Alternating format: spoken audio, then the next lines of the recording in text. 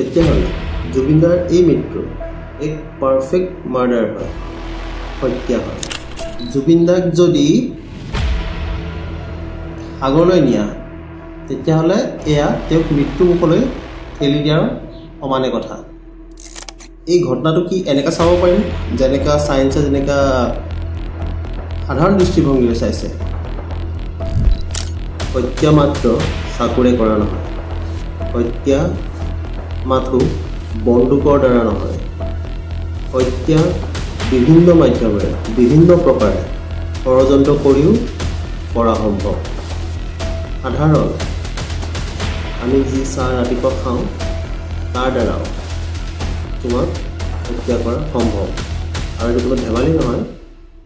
এটা থিয়ৰী আছে, পুটিন যি ৰাছিয়াৰ প্ৰেছিডেণ্ট হয়, তেখেত যদি বাহিৰা কোনোবা এক দেশলৈ আন্তঃৰাষ্ট্ৰীয় মিটিঙৰ বাবেও যায় তেতিয়াও তেওঁ নিজৰ মল মূত্ৰও এই জেগাত এৰি থৈ নাহে। কিয়? কাৰণ এই সকলো বস্তুৰ পৰা ব্যক্তিজনৰ এজন ব্যক্তিৰ শৰীৰত কি দুখ আছে, কি বেমাৰ আছে, এই সকলোবোৰ জানিব পৰা সম্ভৱ আজিৰ সময়ত।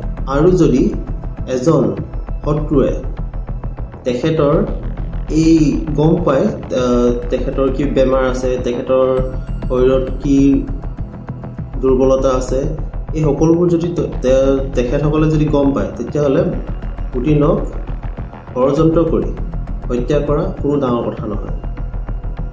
এনে এক অৱস্থাত আজি অসমৰ ৰাইজে সেইকাৰণে জুবিনদাৰ মৃত্যুক কোনো ফালৰ পৰা এক সাধাৰণ প্ৰাকৃতিক মৃত্যু বুলি স্বীকাৰ কৰিবলৈ পৰা নাই। আজি আমি চাম কেনেকৈ জুবিনদাৰ বাবে সাগৰ বিষতকৈও অধিক আছিল। ক'ব পাৰা তেখেতৰ বাবে সাগৰ এক ফাঁচীৰ ৰছী হয় আছিলে। যি দেখিছে, আগতে স্পষ্ট কৰি দিওঁ, এইটো মই কোৱা কথা নহয়, এইটো মেডিকেল ছায়েন্সে দিয়া প্ৰুফ হয়, চিকিৎসা বিজ্ঞানৰ দ্বাৰা এইটো প্ৰমাণিত। বলক আজি আমি আলোচনা কৰিম কেনেকৈ জুবিনদাৰ বাবে সাগৰ ফাঁচীতকৈও কম নাছিল। এক প্ৰকাৰে যদি কোৱা জুবিনদাৰ এই মৃত্যু এক পাৰফেক্ট মৃত্যু আছিলে ষড়যন্ত্ৰকাৰীসকলৰ বাবে। যদিহে কোনোবাই ষড়যন্ত্ৰ কৰিছিলে তেতিয়াহ'লে জুবিনদাৰ এই মৃত্যু এক পাৰফেক্ট মাৰ্ডাৰ হয়, হত্যা হয়। ইয়াত কোনো সবুত নোপোৱা, ইয়াত এনে একো এটা তুমি প্ৰুফ, একো এটা দিশত তুমি এনে সহজতে এইবিলাক প্ৰুফ বিচাৰি নোপোৱা যিবিলাকৰ আধাৰত কোৰ্টে অতি সহজে যিজন ষড়যন্ত্ৰকাৰী তেওঁক দোষী সাব্যস্ত কৰিব পাৰে। এই প্ৰুফ সংগ্ৰহ কৰাটো কঠিন হয়, যাৰ কাৰণে এছ আই টি টিমে সৰুতকৈ সৰু দিশ এটাও এতিয়ালৈকে এৰা নাই।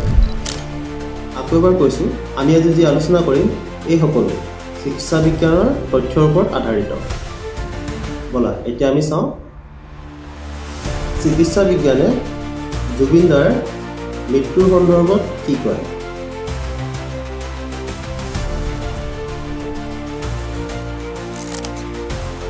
মেইন বিষয়টোলৈ আগবঢ়াৰ আগতে আমি আৰম্ভতে চাই লওঁ যি চৰকাৰী তথ্যমতে উপলব্ধ। মাননীয় হিমন্ত বিশ্ব শৰ্মা ডাঙৰেও এই কথা পুষ্টি কৰিছিলে 2024 চনত আমাৰ জুবিনদাৰ কি শাৰীৰিক সমস্যা আছে, তেওঁ শাৰীৰিক সমস্যাবিলাক কি আছিলে, তাৰমানে কি বেমাৰ আছিলে। এতিয়ালৈকে আমি সংবাদৰ পৰা যিমানবোৰ তথ্য লাভ কৰিছোঁ তাৰ আধাৰত জুবিনদাৰ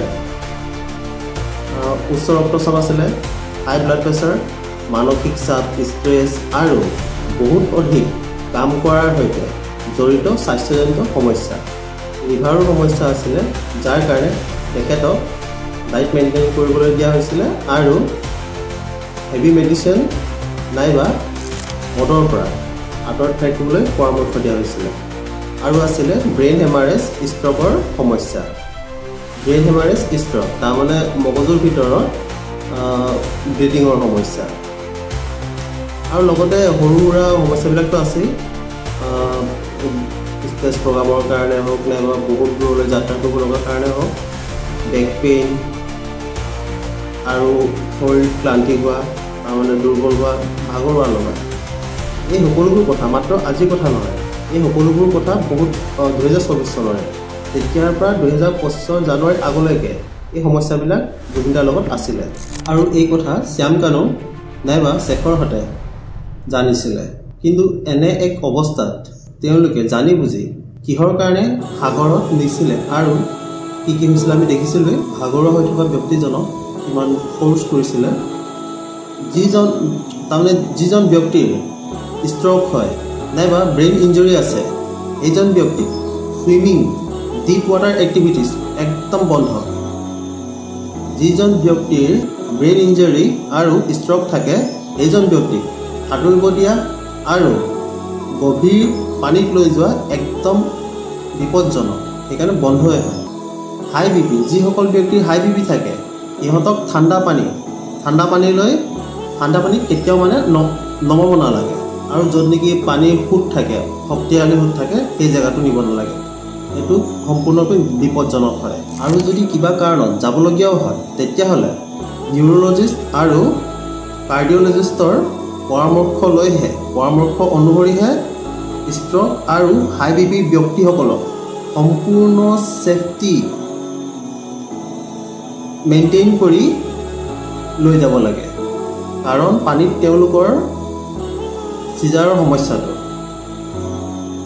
বৃদ্ধি পায় বহুগুণে বৃদ্ধি পায় তাৰমানে চব কথাৰ অৰ্থ এটাই যিসকল ব্যক্তিৰ ষ্ট্ৰক আছে হাই বিপি আছে টেম্পৰেৰী চিজাৰ ৰিস্ক আছে আৰু যাৰ লিভাৰ কণ্ডিশ্যন কিবা অলপ বেয়া তেওঁলোকক সাগৰত সাঁতুৰিবলৈ আৰু গভীৰ পানীত নিয়াটো সম্পূৰ্ণৰূপে বিপদজনক এনে অৱস্থাত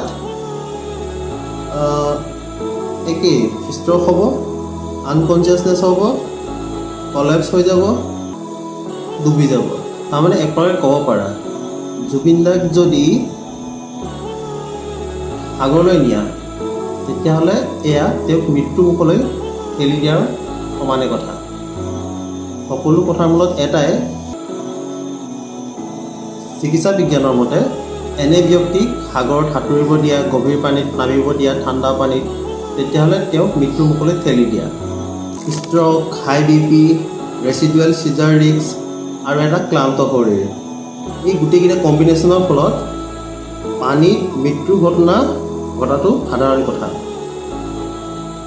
এইটো হ'ল ছায়েন্সৰ কথা এই ছায়েন্সৰ দিশৰ পৰা যদি চাব যাওঁ তেতিয়াহ'লে এটা কথা সঁচা হয় তাত ডেট মিনছ এই সাগৰত যি ঘটনা ঘটিছিলে এইটো মাত্ৰ মৃত্যুযোগ্য আছিলে ছায়েন্সৰ মতে জুবিনদাৰ যি মৃত্যু এইটো সাধাৰণ কিহৰ কাৰণে সাধাৰণ এই শাৰীৰিক অৱস্থাত যি কাম কৰা হ'ল যি কাম কৰিছিলে এনে কৰিলে মৃত্যু ঘটাটো স্বাভাৱিক হয় কিন্তু অসমবাসী ৰাইজে আৰু আমি এই ঘটনাটো কি এনেকৈ চাব পাৰিম যেনেকৈ ছায়েন্সে যেনেকৈ সাধাৰণ দৃষ্টিভংগীৰে চাইছে তাৰ আঁৰত কি আছিলে আমি সকলোৱে জানো তাৰ আঁৰত কি আছিলে দেখিছে ব্যক্তিজন ভাগৰি গৈছে কিন্তু উচতনি কোনে দি আছিলে অল নাইট পাৰ্টি কাৰ লগত কৰিছিলে আৰু কিয় কৰাইছিলে তেওঁৰ দৰে এজন অসুস্থ ব্যক্তি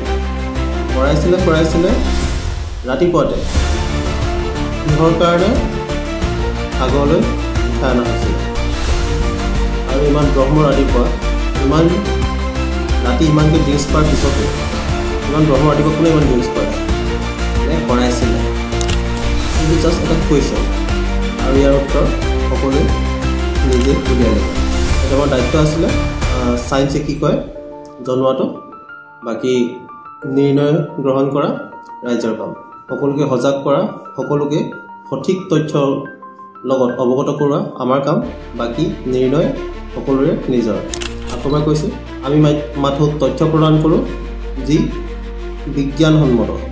আমি কেতিয়াও নিজে ধাৰণা নকৰোঁ সমাজত যি তথ্য অলৰেডি এভেইলেবল আগবঢ়াই দিওঁ একগোট কৰি। তাৰ বাহিৰে আমি ইয়াত কাকো এলিগেঞ্চ লগোৱা নাই, আমি ইয়াত কোনো ধৰণৰ কাৰোবাক বদনাম কৰা নাই। আমি মাত্ৰ এটা প্ৰশ্ন উত্থাপন কৰিছোঁ আৰু এটা স্বাধীন ভাৰতত থকাৰ এইটো আমাৰ জন্মগত অধিকাৰ, কুৱেশ্যন কৰিব পাৰোঁ আমি। ইয়াৰ আমাক কোনো ৰখাব নোৱাৰে। বাকী প্ৰশাসনে জানে, প্ৰশাসনৰ কাম।